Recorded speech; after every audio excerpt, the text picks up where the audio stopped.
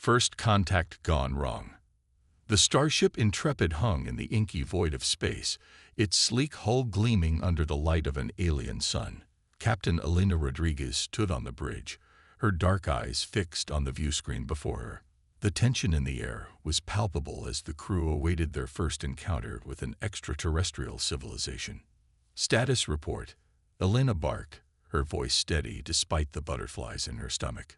Lieutenant Commander Akira Tanaka, the ship's science officer, responded without taking his eyes off his console. The alien vessel is maintaining its position, Captain. No signs of aggression, but no attempt at communication either. Elena nodded, her mind racing through the countless first contact scenarios they had drilled during their training. None of them seemed adequate now that they faced the real thing. Open a channel, wideband. Let's see if we can make some friends. As the communications officer worked to establish contact, Elena couldn't help but marvel at the alien ship. It was unlike anything humanity had ever conceived. A massive crystalline structure that seemed to pulse with an inner light. Beautiful, yes, but also terrifying in its otherness. Suddenly, the view screen flickered to life, revealing a being that defied easy description. It appeared to be a mass of shimmering tentacles surrounding a central core that pulsed with bioluminescence. When it spoke, the universal translator struggled to keep up. Greetings, carbon-based life forms. We are the Sixlerans. Your presence in our space is unexpected. Elena stepped forward, her chin held high. I am Captain Elena Rodriguez of the Earth ship Intrepid. We come in peace, seeking friendship and knowledge. The alien's tentacles writhed in what Elena hoped was a gesture of consideration rather than aggression. Peace, an interesting concept. We have observed your kind from afar. You are volatile, unpredictable. Elena felt a chill run down her spine. They had been washed. For how long? I assure you, we mean no harm. We're explorers, scientists, and warriors, the Zixlaren interrupted. We have seen your conflicts, your wars. You bring destruction wherever you go. The accusation stung, but Elena knew she couldn't deny humanity's violent history. We've learned from our past, she countered. We've grown, evolved. Give us a chance to prove ourselves. The alien seemed to consider this for a moment.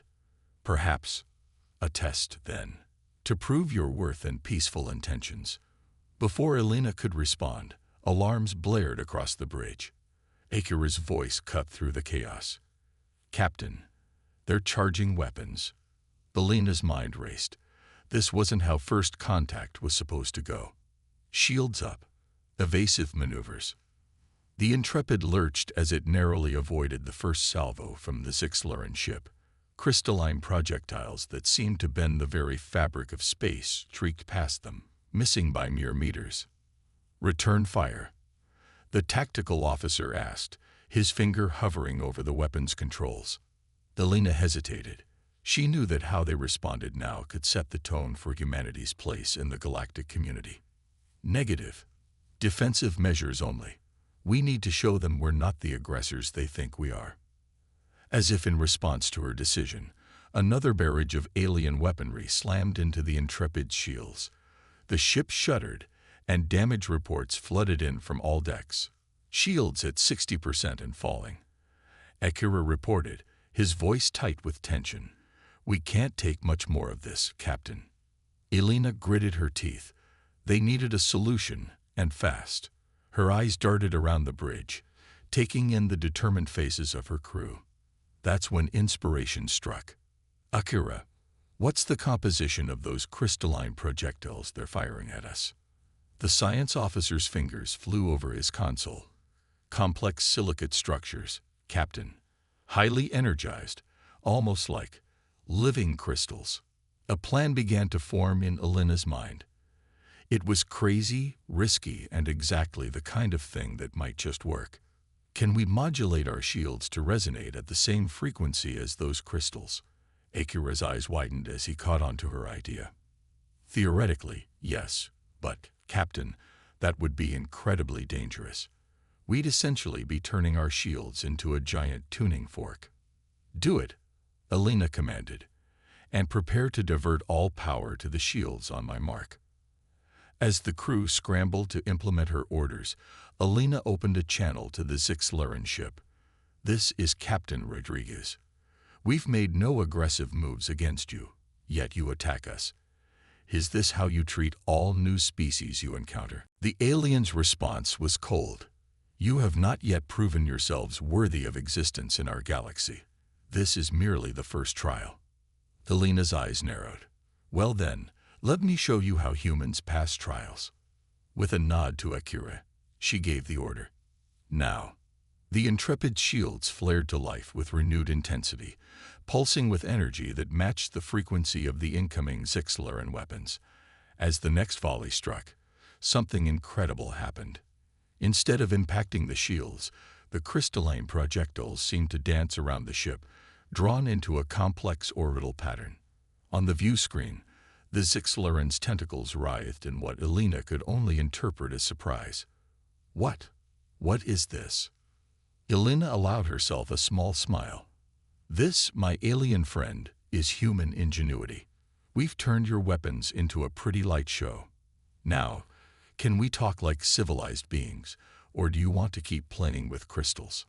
There was a long pause during which Elena held her breath. Finally, the Zixlaren spoke. "Impressive. Unconventional. Perhaps we have misjudged you." "That's what we've been trying to tell you," Elena said, relief evident in her voice. "Now how about we start over? Hi, we're humans. We like making friends, solving problems, and occasionally turning deadly weapons into impromptu art installations. Want to chat?" As the tension on the bridge slowly dissipated, Elena couldn't help but feel a surge of pride. They had faced their first extraterrestrial challenge and emerged victorious, not through superior firepower, but through quick thinking and a uniquely human approach to problem solving. The Zixlaren's next words filled her with hope for the future. "Perhaps there is much we can learn from each other, humans. Your methods are unexpected, but effective. We would be interested in further dialogue." Elena grinned, "Glad to hear it, and just wait until you see what we can do when we're actually trying to impress you." As the two ships began their tentative diplomatic dance, Elena knew that this was just the beginning. Humanity had taken its first steps onto the galactic stage, and they had done so in true human fashion, with a mix of ingenuity, adaptability, and just a touch of audacity. The universe, it seemed, had better prepare itself. The humans had arrived, and they were ready to shake things up. The galactic stage. 6 months after the Intrepids encountered with the Zixlarens, humanity found itself thrust onto the galactic stage. The Grand Galactic Council, a loose federation of advanced species, had grudgingly extended an invitation to Earth to send representatives. Captain Elena Rodriguez, now hailed as a hero of first contact, led the human delegation. As Elena stepped into the vast chamber of the council, she felt a mix of awe and determination. The room was a marvel of alien architecture, with soaring crystalline spires and gravity-defying platforms. Representatives from a dizzying array of species filled the space, their forms as varied as the stars themselves. "Humans," a booming voice echoed through the chamber. "You stand before the Grand Galactic Council. Your species is young, volatile. Many here question the wisdom of your inclusion. Convince us of your worth." Elena took a deep breath, squaring her shoulders. "Esteemed members of the Council, we come before you not to prove our worth, but to offer our partnership. Humanity may be young, but we bring with us a unique perspective and an unparalleled drive to innovate and adapt." Murmurs rippled through the assembled aliens. A being that appeared to be made of living smoke floated forward. "Pretty words, human. But your species has a history of conflict and destruction. How can we trust you won't bring chaos to our carefully balanced galaxy?" Before Elena could respond, alarms blared throughout the chamber. Holographic displays flickered to life, showing a massive asteroid hurtling towards a nearby inhabited planet. By the cosmic winds, A crystalline being chimed, its voice tinkling like glass. The defense systems on Silox Prime have failed. Impact in 30 minutes. Millions will perish. The council erupted into chaos. Species blamed each other for the failure, arguing over evacuation protocols and debating the ethics of intervention. Alina watched in disbelief as precious minutes ticked by with no action taken. "Enough," she shouted, her voice cutting through the din. The chamber fell silent, all eyes turning to the human. "While you argue, lives are at stake. We need to act now." A towering insectoid alien clicked its mandibles skeptically. "And what do you propose, human? Our fastest ships cannot reach Xylox Prime in time." Alina's mind raced, drawing on everything she knew about the technology she'd seen since joining the galactic community. "We don't need to reach the planet. We need to reach the asteroid." She turned to her team. "Dr. Tanaka, that research you were telling me about on your gravity manipulation experiments, could it work on a large scale?" Akira's eyes widened as he caught on to her plan. "Theoretically, yes, but we've never attempted anything of this magnitude. No time like the present." Alina grinned. She addressed the council again. "We need your largest ship with the strongest power source you have. We're going to create a gravity well to divert that asteroid." The council members exchanged bewildered looks. The smoky being swirled in agitation. "Preposterous. Such a thing has never been done." "Exactly," Alina said, her eyes gleaming with determination. "That's why it might just work. Now, are you going to help us save millions of lives, or are you going to stand there and watch a planet die?" Faced with Alina's conviction and the imminent disaster, the council reluctantly agreed. Within minutes, Alina and her team were aboard the Celestial Hammer, the largest ship in the council's fleet. As they raced towards the asteroid, Dr. Tanaka and a hastily assembled team of alien scientists worked feverishly to modify the ship's power systems. "This is insane," Akira muttered as he recalibrated a crystal matrix. "We're essentially trying to create a miniature black hole." Alina placed a reassuring hand on his shoulder. "If anyone can do it, it's you, Akira. Humanity's counting on us. Hell, the whole galaxy is watching." As they approached the asteroid, tension on the bridge reached a fever pitch. The massive rock loomed in the view screen, a harbinger of destruction. "Gravity well generator online," Akira reported, his voice tight with stress. "But Captain, the power requirements are off the charts. We'll burn out the ship's core in minutes." Alina nodded grimly. "Then we'd better make those minutes count. All power to the gravity well. Let's show the galaxy what humanity can do." With a command from Alina, the Celestial Hammer unleashed its full might. A beam of concentrated energy lanced out, striking the asteroid. For a heart-stopping moment, nothing seemed to happen. Then, slowly but surely, the massive rock began to curve away from its collision course. Cheers erupted on the bridge as the asteroid's trajectory shifted. But their celebration was short-lived. Warning klaxons blared as the ship's systems began to overload. "Core temperature critical." An alien engineer shouted, "We need to shut it down." Alina gritted her teeth. "Not yet, just a little more." The ship shuddered and groaned, pushed to its absolute limits. On the view screen, they watched as the asteroid swung wide, missing Xylox Prime by a hair's breadth. As soon as it was clear, Alina gave the order to cut power. The Celestial Hammer went dark, drifting in space as emergency systems kicked in. But they had done it. Xylox Prime was saved. As they limped back to the council chambers, Alina and her team were met with a mix of awe and disbelief. The smoky beam from earlier approach, its form rippling with what Alina hoped was approval. "Incredible," it said, its voice a whisper on the wind. "You risked everything on an untested theory, pushed technology beyond its limits, and saved millions of lives. Perhaps we have underestimated humanity." Alina smiled tiredly. "That's kind of our thing. We see impossible odds and instead of backing down, we think, hey, that looks like a fun challenge. The insectoid alien stepped forward, its compound eyes gleaming. The Council has conferred, Captain Rodriguez. In light of your actions today, we extend a formal invitation to humanity to join the Grand Galactic Council as full members. A cheer went up from the human delegation. Elena felt a swell of pride as she accepted the invitation. On behalf of Earth and all of humanity, we are honored to accept. We look forward to working alongside you all as we explore the wonders of our galaxy together. As the chamber erupted in a cacophony of alien congratulations, Elena caught Akira's eye. They shared a knowing smile. This was just the beginning. Humanity had proven its worth on the galactic stage, not through military might or advanced technology, but through quick thinking, adaptability, and a willingness to take risks that other species deemed insane. The galaxy had better buckle up. With humanity joining the ranks of spacefaring civilizations, things were about to get a whole lot more interesting. The hive mind threat. 2 years had passed since humanity joined the Grand Galactic Council.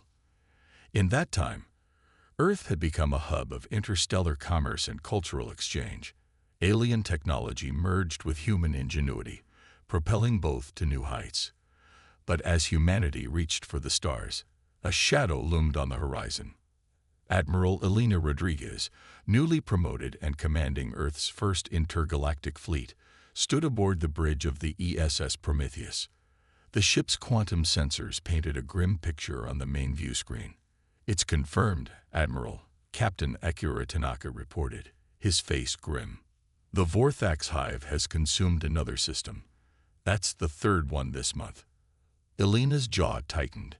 The Vorthax were unlike any threat the galaxy had faced before, a collective consciousness that assimilated entire planets, turning them into biomechanical hubs for its ever-expanding network. Conventional weapons prove useless against their adaptive defenses. The Council is assembling an emergency session, a holographic projection of a Zix-Laren diplomat announced. "Admiral Rodriguez, your presence is requested." The situation has become dire. Hours later, Elena found herself once again in the Grand Council chamber. The atmosphere was tense, fear palpable among the assembled species. The Archcognitor, a being of pure energy and the oldest member of the Council, spoke first. "The Vorthax advance unchecked. Our combined fleets have failed to even slow their progress. If a solution is not found soon, our civilization faces extinction." Murmurs of despair rippled through the chamber. Elena listened as species after species proposed plans, each shot down as quickly as they were suggested. Superweapons, mass evacuations, even a galaxy-wide quarantine. Nothing seemed feasible against the relentless Vorthax. As the arguments grew heated, Elena's mind raced. There had to be a solution, something they weren't seeing. Her eyes wandered to the holographic display of the Vorthax's spread, its tendrils reaching across star systems like a viral infection.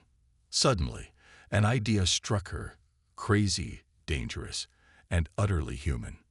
What if, Elena began, her voice cutting through the chaos, instead of trying to destroy the Vorthax, we give them exactly what they want? The chamber fell silent, all eyes turning to the human admiral. "Explain," the Archcognitor prompted, a hint of curiosity in its resonant voice. Elena stepped forward, her heart pounding. "The Vorthax operate on a hive mind, right? They assimilate and adapt. But what if we could use that against them? What if we could introduce something into their network that would cause it to, well, crash?"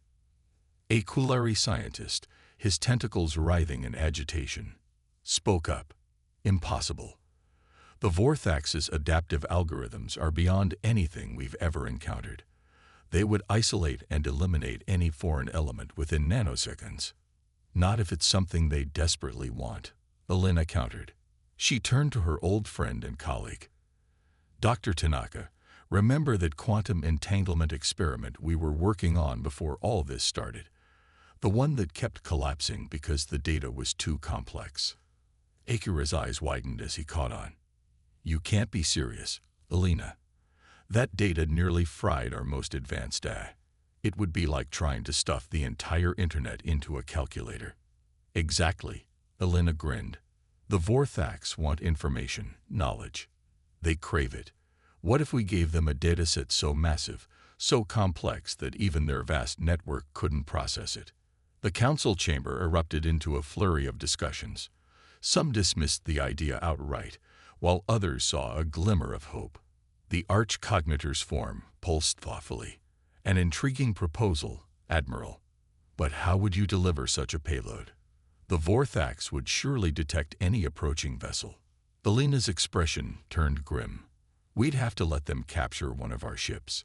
A volunteer crew, knowing they might not come back. Silence fell over the chamber as the implications sank in. I'll do it, Akira said, stepping forward. I know the dataset better than anyone. I can make sure it's delivered. Alina felt a surge of pride and fear for her friend. Akira, you don't have to. He cut her off with a smile. Come on, Alina. You can't have all the fun. Besides, someone needs to make sure this crazy human plan of yours actually works. The next few days were a whirlwind of preparation. The council, desperate for any solution, threw its full support behind the plan. The ESS Prometheus was outfitted with a specially designed quantum core capable of housing the mind-bending dataset that they hoped would be the Vorthax's undoing. As the ship prepared to depart, Alina stood with Akira in the launch bay. You know, when we joined Starfleet, I never imagined we'd be trying to give an alien hive mind a cosmic headache, she said, attempting to lighten the mood. Akira chuckled. Just another day at the office for humanity, right? Don't worry, Alina. We'll make it back. We always do. With a final salute, Akira boarded the Prometheus. Alina watched as the ship disappeared into the starry void, carrying with it the hopes of the entire galaxy. Days passed with no word. The council chambers were eerily quiet as representatives from across the galaxy waited for news. Then, just as hope began to fade, the sensors lit up. We're detecting massive energy fluctuations from the Vorthax systems, a technician announced, his voice filled with disbelief. Their network, it's collapsing. On the main view screen, they watched as the Vorthax's vast empire began to crumble. Assimilated planets broke free, the hive mind's control shattered by the overwhelming influx of data. Cheers erupted throughout the chamber. Species that had been at odds for millennia embraced, united in their relief. But Alina's eyes remained fixed on the screen, searching for any sign of the Prometheus.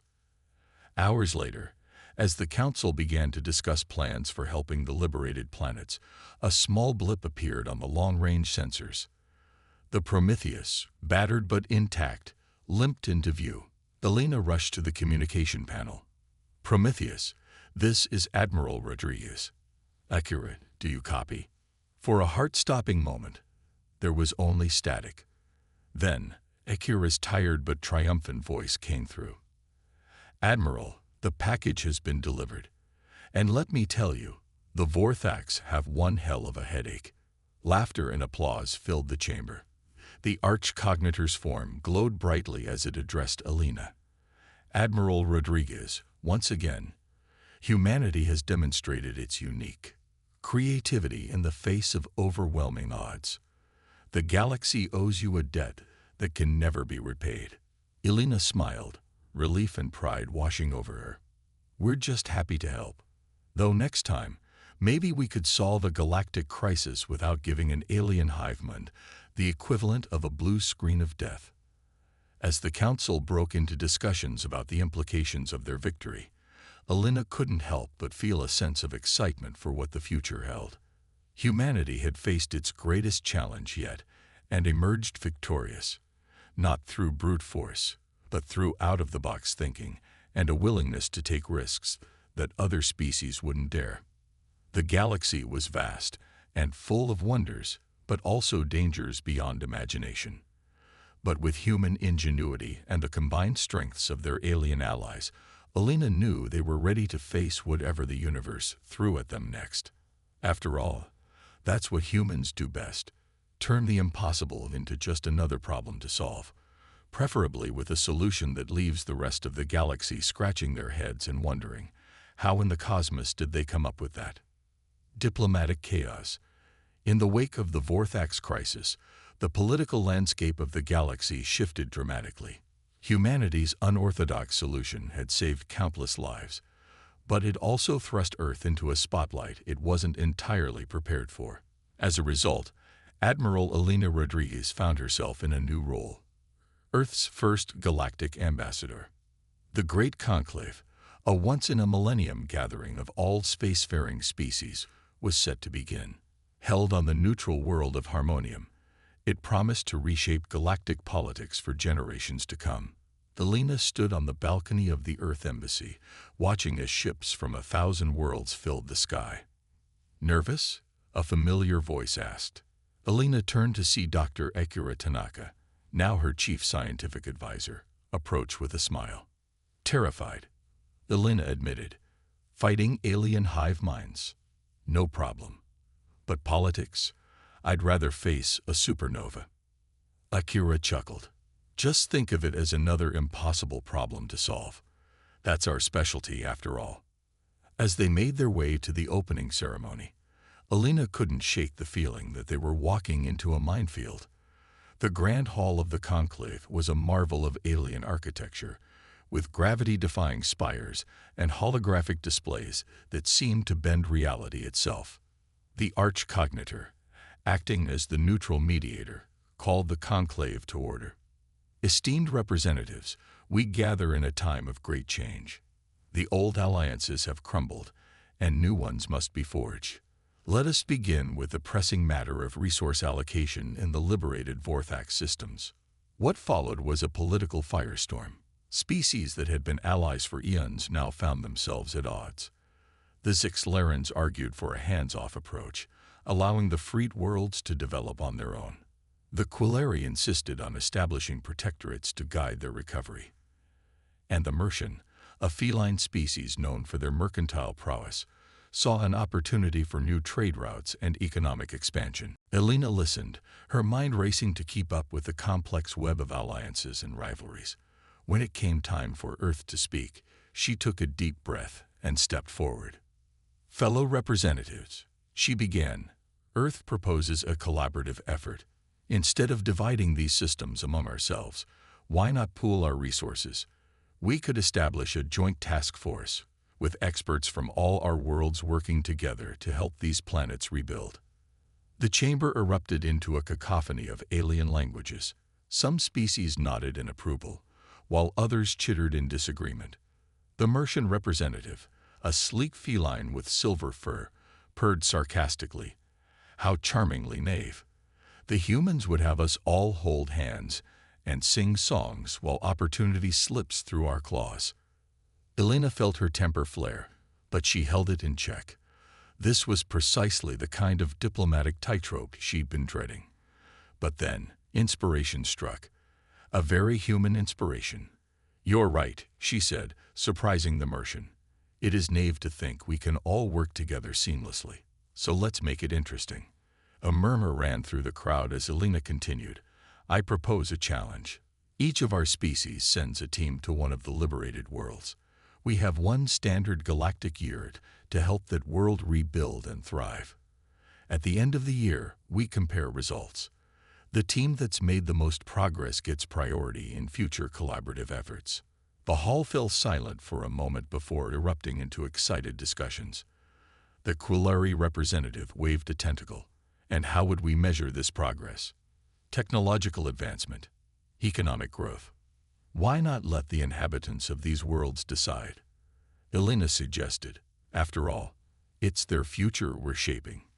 They can vote on which team has helped them the most."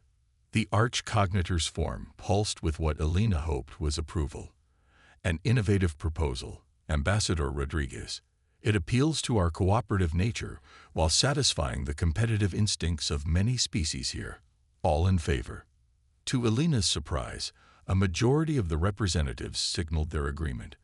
As the details of the Galactic Reconstruction Challenge were hammered out, Alina felt a small sense of victory, but her relief was short-lived. The Martian representative approached, teeth gleaming in what might have been a smile or a threat. "Clever move, human, but don't think this changes anything. We'll see who's really prepared to help these worlds, and who's just full of pretty words." As the conclave progressed, Alina found herself navigating an increasingly complex political landscape. Earth's rise to prominence had upset centuries-old power dynamics, and not everyone was happy about it. One particularly tense moment came during discussions about technology sharing.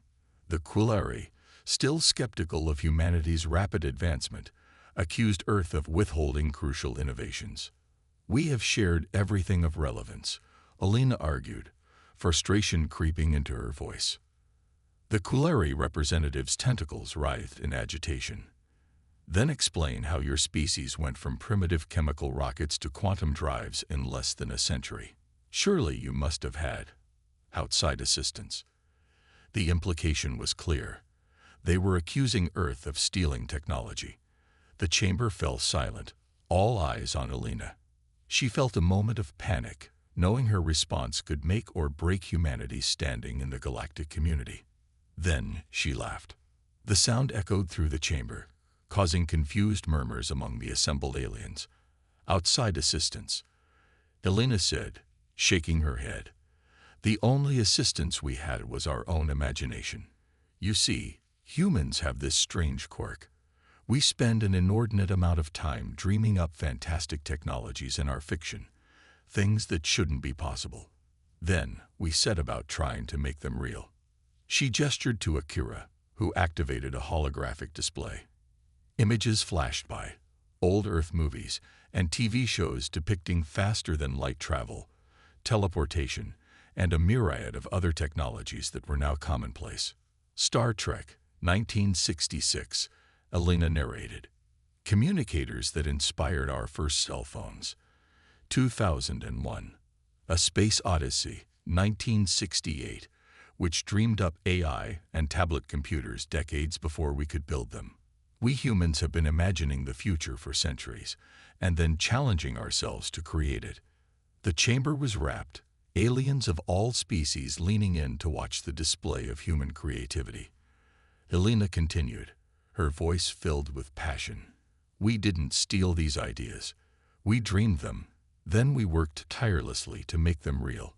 That's the outside assistance we had, our own boundless imagination and determination." As the images faded, there was a moment of silence. Then, to Alina's surprise, the Quilari representative's tentacles changed color, a sign of embarrassment in their species. "We may have misjudged you, humans. Your method of advancement is uniquely inspiring." The tension in the room dissipated, replaced by a buzz of excited conversation.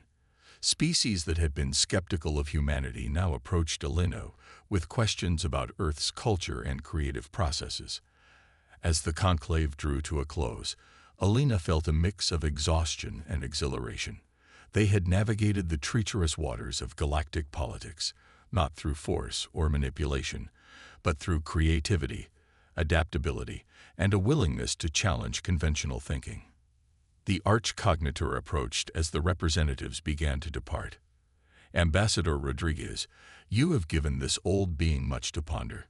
Humanity's approach to problem-solving and advancement is refreshingly chaotic. I believe the galaxy will be a more interesting place with Earth taking the central role." Alina smiled, thinking of all the challenges and adventures that lay ahead. "Thank you, arch-cognitor. We're just getting started. The galaxy had better buckle up. Things are about to get a whole lot more interesting." As she and Akira boarded their ship for the journey home, Alina couldn't help but feel a sense of pride. Humanity had faced diplomatic chaos and emerged not just unscathed, but victorious. They had shown the galaxy that sometimes the craziest ideas were the ones that worked best. The stars stretched into streaks of light as they entered quantum space, and Alina knew that whatever challenges lay ahead, humanity was ready to face them, with creativity, determination, and just a touch of that uniquely human brand of controlled chaos. The final frontier. 5 years had passed since the Great Conclave, and humanity's position in the galactic community had only grown stronger. Earth had become a hub of innovation, with aliens from across the cosmos flocking to learn the human knack for thinking outside the box. But as humanity reached further into the stars, they were about to face their greatest challenge yet. Admiral Elena Rodriguez stood on the bridge of the ESS Odyssey, Earth's most advanced exploration vessel. Beside her, Dr. Akira Tanaka monitored a holographic display of swirling cosmic energies. "We're approaching the edge of known space," Akira announced, excitement evident in his voice. "Whatever's causing these energy readings, we'll be the first to see it." Elena nodded, a mix of anticipation and apprehension coursing through her. This mission, dubbed Operation Cosmic Horizon, was humanity's most ambitious yet, a journey beyond the charted galaxy into the true final frontier. As the Odyssey dropped out of quantum space, the view screen lit up with a sight that took everyone's breath away. Before them swirled a massive vortex of energy, colors shifting in patterns that defied description. "My God," Elena whispered. "What is it?" Before Akira could respond, the ship's systems went haywire. Alarms blared as an unknown force seized control of the Odyssey, pulling them inexorably towards the cosmic maelstrom. "All hands, brace for impact," Elena shouted, gripping her command chair as the ship plunged into the swirling energies. For a moment that felt like eternity, reality itself seemed to bend and twist around them. When it finally stabilized, the crew found themselves in a realm unlike anything they had ever seen. Impossible geometries stretched in every direction, and the very laws of physics seemed to be mere suggestions. A voice, if it could be called that, resonated not through the air, but directly in their minds. "Interiors. Explorers. Humans." Elena stepped forward, her voice steady despite the otherworldly situation. "I am Admiral Elena Rodriguez of Earth. We come in peace, seeking knowledge and understanding." The voice seemed to consider this. Humans. Young. Chaotic. Unpredictable. UAAVENTORED, the domain of the cosmic architect. Eons. HVPASSEDs NC Ilast. INKONTORED life. Holographic images sprang to life around them, showing the history of the universe, the birth of stars, the formation of galaxies, and the rise and fall of countless civilizations. The cosmic architect, Akira breathed, awe and scientific curiosity overriding his fear, a being of pure energy and thought, capable of shaping reality itself. "Correct, Tiny One," the entity responded. "IHAVWATCHED, the cosmos grow, guided its evolution, but nenobo, entropy a puro HHEs. The end of all things durados in the air." The images shifted, showing stars going dark, galaxies collapsing, the very fabric of space-time unraveling. "But you, humans," the architect continued, "UAVSPARKED, my curiosity. Your chaotic nature, your ability to defy PREDICTIONS and OVE or some impossible ODDs. Perhaps you hold the KEUE to AVE or TANG, the final entropy." Elena's mind raced, trying to grasp the cosmic scale of what they were facing. How can we help? What can humanity possibly do in the face of the end of everything? "Atheist," the architect declared. "Solve the UNSOLVA bill. Create the UNCREATABLE. Prove that your chaotic nature can bring order to the cosmic entropy." Before them appeared a swirling mass of equations and cosmic principles, a problem on a scale beyond human comprehension. The fate of not just their galaxy, but all of reality hung in the balance. Elena turned to her crew, seeing a mix of fear and determination on their faces. "Well, folks," she said with a grim smile, "looks like we've got another impossible problem to solve. You know what that means." Akira nodded, already pulling up holographic interfaces. Time to get creative. Human style. What followed was a marathon of innovation unlike anything the universe had ever seen. The crew of the Odyssey threw themselves into the challenge, combining scientific principles from 100 worlds with uniquely human intuition and out-of-the-box thinking. They drew inspiration from everything, from the intricate patterns of Earth's smallest life forms to the grand cosmic dances of colliding galaxies. They channeled the human spirit of exploration, the drive that had taken them from cave paintings to the stars in the blink of a cosmic eye. Days blended into weeks as they worked tirelessly, fueled by determination and more than a little coffee. They hit dead ends, circled back, and found new paths forward. Throughout it all, the cosmic architect watched, its ancient consciousness stirring with something it hadn't felt in eons: hope. Finally, as the last pieces fell into place, Alina stepped forward. "We're ready," she announced, her voice hoarse from countless hours of debate and brainstorming. The solution they presented was quintessentially human, a blend of hard science, creative leaps of logic, and what could only be described as cosmic audacity.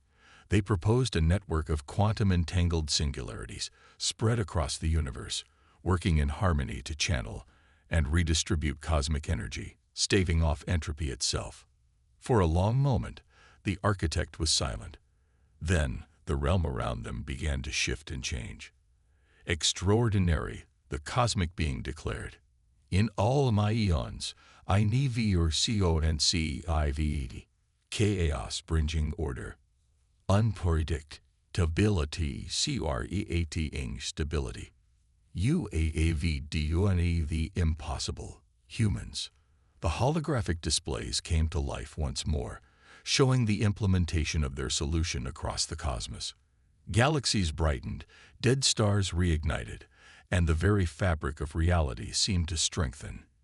UAAVGIVN, the cosmos new life, new hope, the architect continued.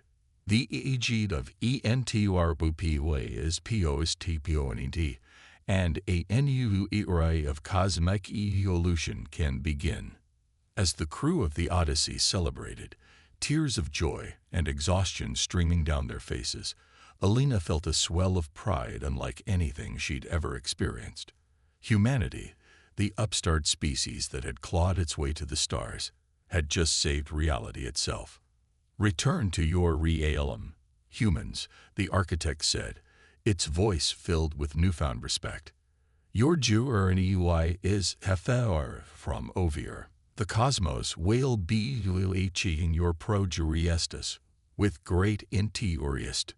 In a flash of cosmic energy, the Odyssey found itself back in normal space, at the edge of the Milky Way. As they set a course for Earth, Alina knew that everything had changed. Humanity had faced its greatest test and emerged victorious, proving that sometimes the most powerful force in the universe was the ability to think differently.